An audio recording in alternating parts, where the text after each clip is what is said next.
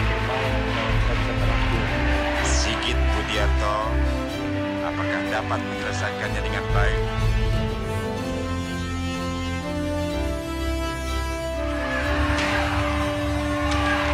Gagal, dan akhirnya pemirsa, pasangan Sigit dan Chandra berhasil membuktikan dirinya sebagai yang terbaik di dunia di dalam partai ganda setelah pada partai final kejuaraan dunia bulu tangkis langsung dari Glasgow, Skotlandia ini.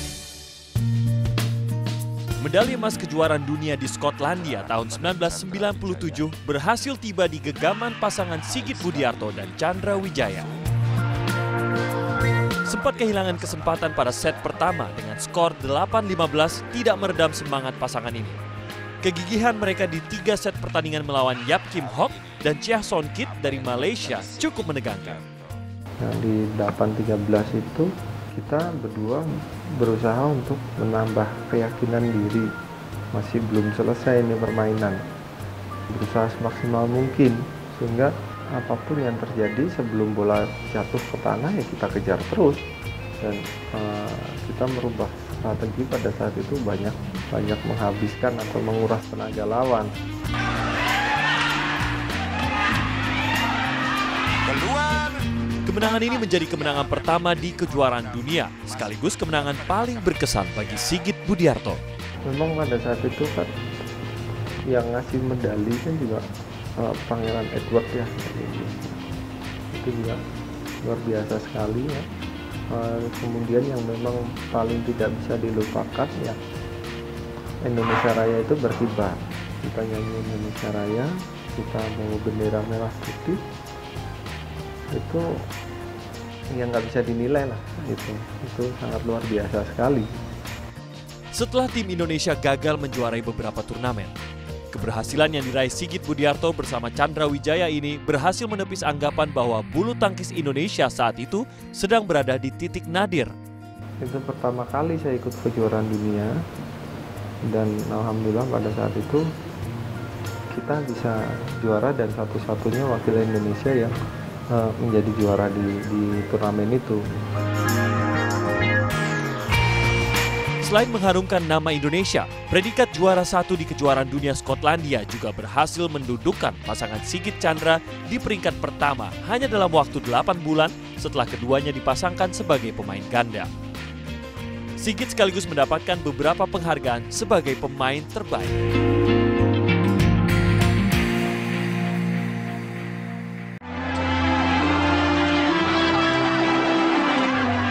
Mei 1998, Indonesia berada dalam suasana yang mencekam. Gelombang protes terhadap pemimpin negeri berakhir rusuh dan menyebabkan kehancuran di mana-mana. Menorehkan sejarah kelabu dan mencoreng nama Indonesia di mata dunia. Di saat yang bersamaan, tim bulu tangkis Indonesia sedang berjuang untuk memperebutkan Piala Thomas di Hong Kong. Kabar buruk tentang kerusuhan yang terjadi di tanah air membuat resah para pemain. Pada saat itu kita sudah ada di sana, dan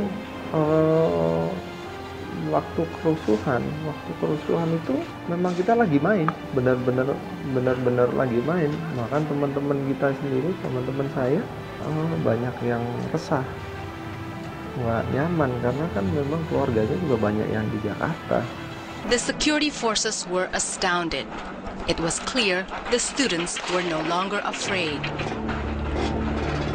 Di partai keempat, Sigit kembali berjuang bersama Chandra. Kemenangan pasangan ganda ini melawan Cina menjadi penentu kemenangan tim Indonesia.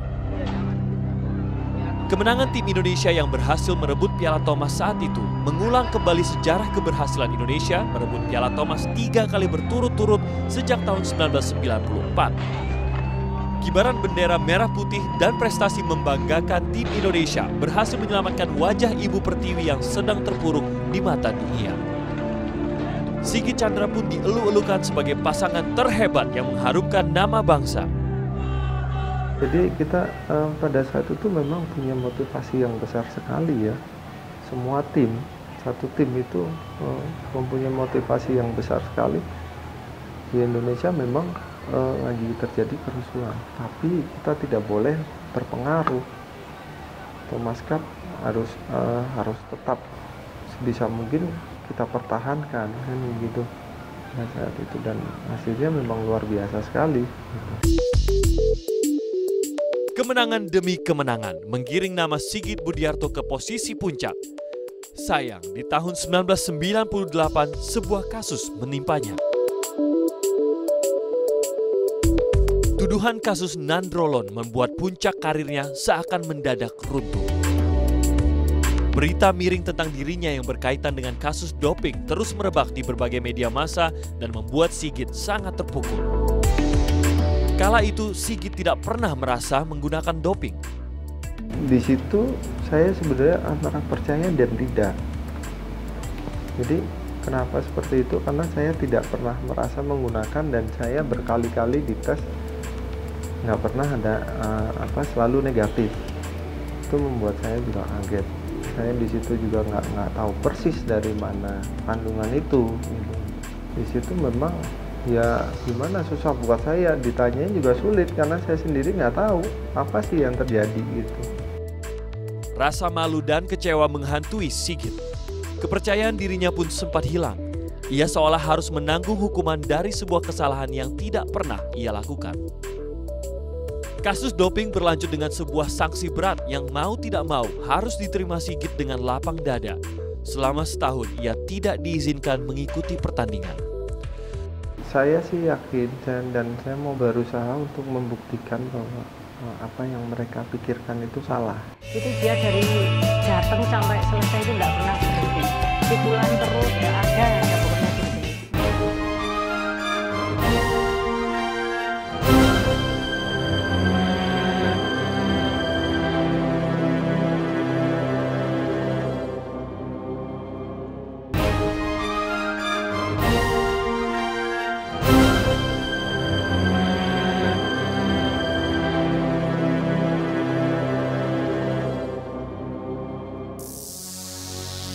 Tahun 1999, Sigit kembali menginjakan kaki di lapangan pertandingan turnamen China Open.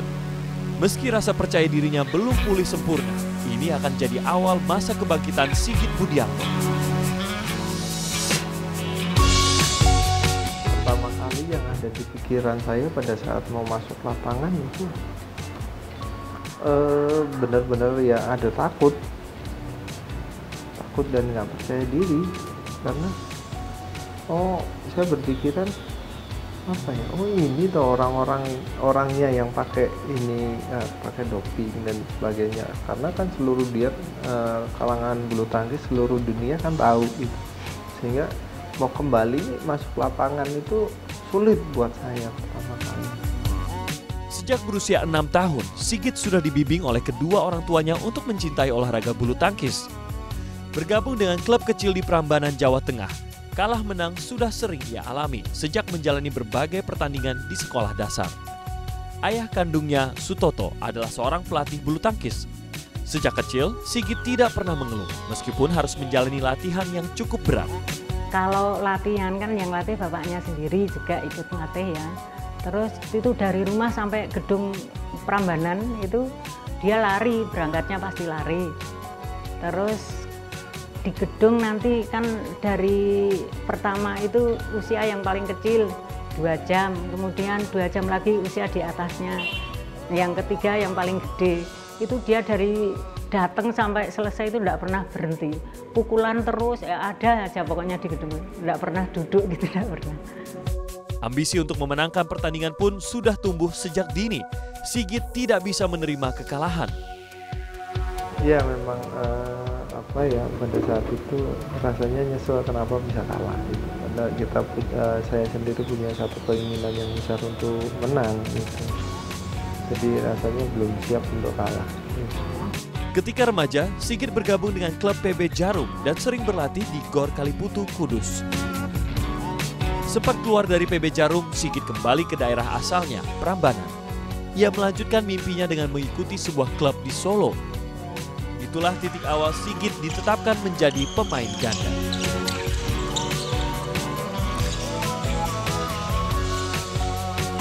Dua tahun kemudian, Sigit kembali bergabung ke PB Jarum Jakarta dan dipasangkan dengan Ade Lukas. Dan di tahun 1995, Sigit berhasil lolos seleksi dan bergabung di Pelatnas. Perjalanan panjang di awal karirnya sebagai pemain bulu tangkis profesional membuat Sigit bertekad meraih gelar juara.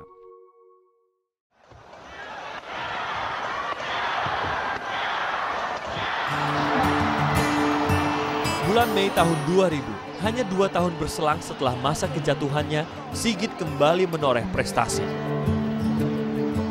Merah Putih kembali berkibar di Guangzhou, Cina pada tahun 2002. Piala Thomas di tahun 2002 menambah catatan indah kemenangan tim Merah Putih yang tak lepas dari permainan apik Sigit dan Chandra. 3 kali berturut-turut memenangkan Piala Thomas membuat pasangan ini kembali ada di peringkat 1. Dunia bulu tangkis pun perlahan kembali percaya bahwa kemampuan Sigit sama sekali tidak terkait dengan Nadrolon. Waktu itu 2001 saya balik lagi sama Chandra ya, jadi ganda utama juga. Saat itu kita sempat ranking 1 lagi ya. Itu juga salah satu pembuktian nggak ada pengaruhnya buat saya. Pasangan ganda putra Sigit Budiarto dan Chandra Wijaya kembali memenangkan turnamen All England di Birmingham, Inggris pada tahun 2003. Hanya dalam 2 set pertandingan, pasangan Sigit Chandra berhasil menumbangkan pasangan Korea Selatan Lee Dong-so dan Ye Yong-sung. Kemenangan keduanya di kejuaraan bulu tangkis tertua di dunia ini menjadi pembuktian tertinggi prestasi mereka, sekaligus menjadi kemenangan paling bergengsi yang pernah diperoleh.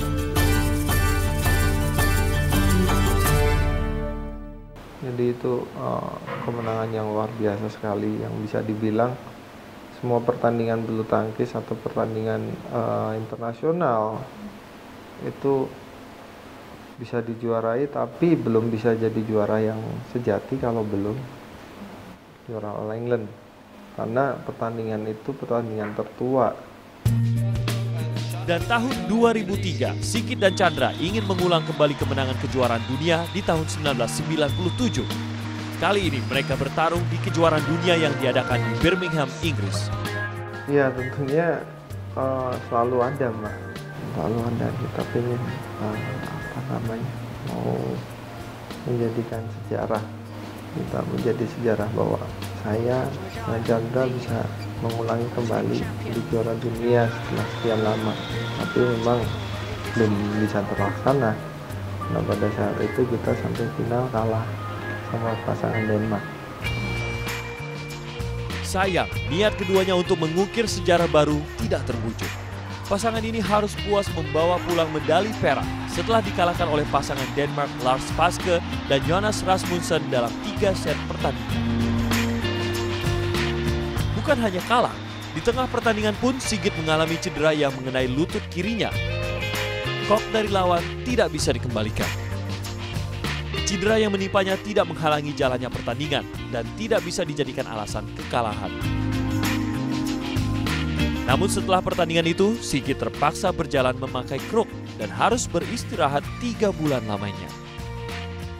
Masih pada saat bermain sih nggak begitu berasa, karena pada saat itu kan aktivitasnya cukup tinggi, jadi saya nggak berpikiran sampai sejauh itu. Menurut saya sudah berusaha semaksimal mungkin, tapi memang sudah belum waktunya bisa jadi juara lagi. Kejuaraan dunia di tahun 2003 memang suatu pertandingan penuh cobaan bagi Sigit. Selain cedera, di tengah pertandingan Sigit menerima kabar bahwa pertandingan selanjutnya ia tidak lagi dipasangkan dengan partner sejatinya, Chandra Wijaya.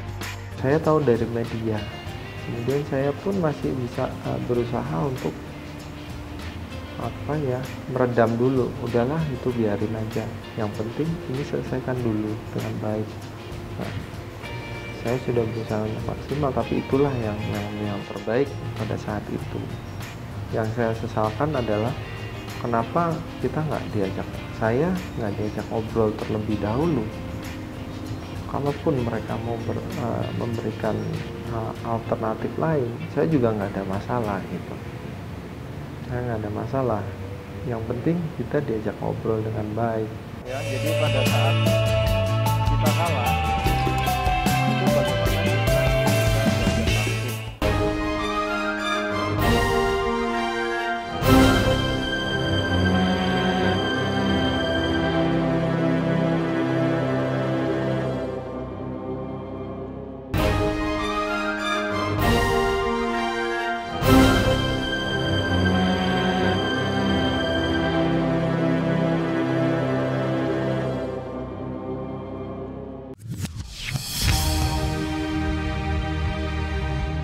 Berbagai medali yang diperoleh ini menjadi saksi keberhasilan Sigit selama belasan tahun malang melintang di berbagai pertandingan bergengsi. Keke dan Kaka, dua putri kembar hasil pernikahannya dengan Hani, melengkapi kebahagiaan pria kelahiran Yogyakarta 19 November 1975 ini. Putra dari pasangan Sutoto dan Nanik ini sudah melalui berbagai suka duka perjuangan mengharumkan nama Indonesia di berbagai laga internasional. Perjalanan panjang yang ditempuh menguatkan tekadnya untuk tetap mendukung tim Merah Putih, meneruskan tradisi kemenangan di cabang olahraga bulu tangkis dengan menjadi pelatih di PB Jarum. Awalnya sih cukup kaget ya buat saya ya, karena yang tidak biasa ngurusi atlet, yang biasa diurusin istilahnya apa-apa mau main, oh ya udah jam berapa, kita nggak ngurusin jadwal main, hanya buat diri sendiri. Sekarang saya harus berhadapan dengan adik-adik, dan untuk berbicara terhadap mereka pun tadinya kan nggak terbiasa sama sekali. Awal-awalnya gugup juga saya, sempat mikir mau ngomong apa ya sama mereka ya, gitu kan. Aduh gimana ya, terus ngasih program seperti apa gitu. Ya sudahlah, saya jalan aja dulu deh, gitu kan. Pelan-pelan akhirnya mulai terbiasa. Semangatnya melatih membuktikan kecintaannya pada dunia bulu tangkis. Anak didiknya sudah banyak yang meraih prestasi. Salah satunya adalah pasangan Hantoro Arsya yang meraih juara 1 kejuaraan Sirnas di Makassar tahun 2012. Mainnya sih kan cepat gitu kan, tangannya tuh kayak tangan dewa, Mbak. Jadi ya defense-nya, jumping smash-nya saya suka, bangga ya Mbak ya, karena kan dia kan pemain dunia juga, sering juara gitu kan. Ngelatihnya tuh juga enak gitu ngelatihnya, kalem, ngasih tahu pelan-pelan, jadi cepat masuk gitu kalau ngasih tahu. Dari defense-nya itu, waktu defense dia istimewa, nggak mati-mati gitu. Jadi kalau waktu dia lagi main gitu, pengen lihat, pengen niru gerakannya gitu. Oke, untuk kalian bermain defense, ya yang harus diperhatikan adalah bagaimana kalian mempersiapkan diri kalian. Yang pertama, raket harus di depan, ya. Yang kedua adalah posisi kaki, salah satu kaki harus ada di depan, ya, salah satu kaki, entah itu yang sebelah kiri atau yang sebelah kanan. Yang ketiga, itu bagaimana kalian bisa mengantisipasi serangan lawan. Ya, itu defense itu harus diperhatikan dari tiga hal itu. Kemudian dalam bermain ganda itu adalah bagaimana kalian bisa bekerja sama dengan pasangan kalian dengan baik, ya, saling menutupi kekurangan, saling melengkapi kekurangan pasangan kalian masing-masing, dan juga harus ada komunikasi yang baik di antara kalian. Ya, itu bermain ganda harus seperti itu, ya.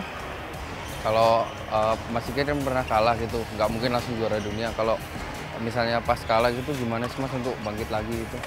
Ya, pertanyaan yang bagus, ya. Jadi pada saat kita kalah, itu bagaimana kita bisa belajar bangkit. Yang pertama kita belajar dari kekalahan itu. Apa yang salah dari kita pada saat kalian bermain, atau ada yang salah dari saya pada saat saya bermain. Misalnya, salah satu contoh, saya kalah karena sering banyak main defense, sehingga serangan lawan nggak bisa dikendalikan dengan baik. Nah, itu salah satu contoh. Kemudian servis saya banyak sering mati atau sering nyangkut. Nah, itu kan pasti harus dianalisa. Nah, kemudian jangan gampang menyerah. Dua kejuaraan bergengsi berhasil membuktikan kiprah pasangan ini di nomor taruna. Setelah menjadi pemegang medali di kejuaraan Sirnas Makassar 2012, di tahun yang sama, pasangan ini kembali berhasil menjadi juara 1 junior internasional badminton di India. Ya, targetnya sih masih panjang ya, masih ke depan, masih pengen jadi pemain dunia kayak Mas Sigit gitu. Selama menjalani karirnya sebagai pelatih, Sigit juga berhasil mengantarkan pasangan Edi Subaktiar dan Arya Maulana Aldiartama sebagai juara ganda putra Asia Junior 2012. Kemudian kemenangan Edi Subaktiar dan Melati Daeva Oktavianti sebagai juara ganda campuran BWF World Junior Championship 2012 juga menambah catatan keberhasilannya sebagai pelatih. Kemenangan atlet muda di pertandingan internasional mendukung rasa percaya Sigit akan banyak lagi kemenangan-kemenangan yang kembali membangkitkan nama bangsa di dunia bulu tangkis. Saya punya keyakinan bahwa Indonesia akan bangkit lagi, bulu tangkis Indonesia akan bangkit lagi. Dan saya melihat bahwa semakin hari atau semakin kesini semakin banyak adik-adik yang mau bermain bulu tangkis, semakin banyak. Nah, ini juga diberikan kesempatan yang banyak oleh sekarang banyak klub.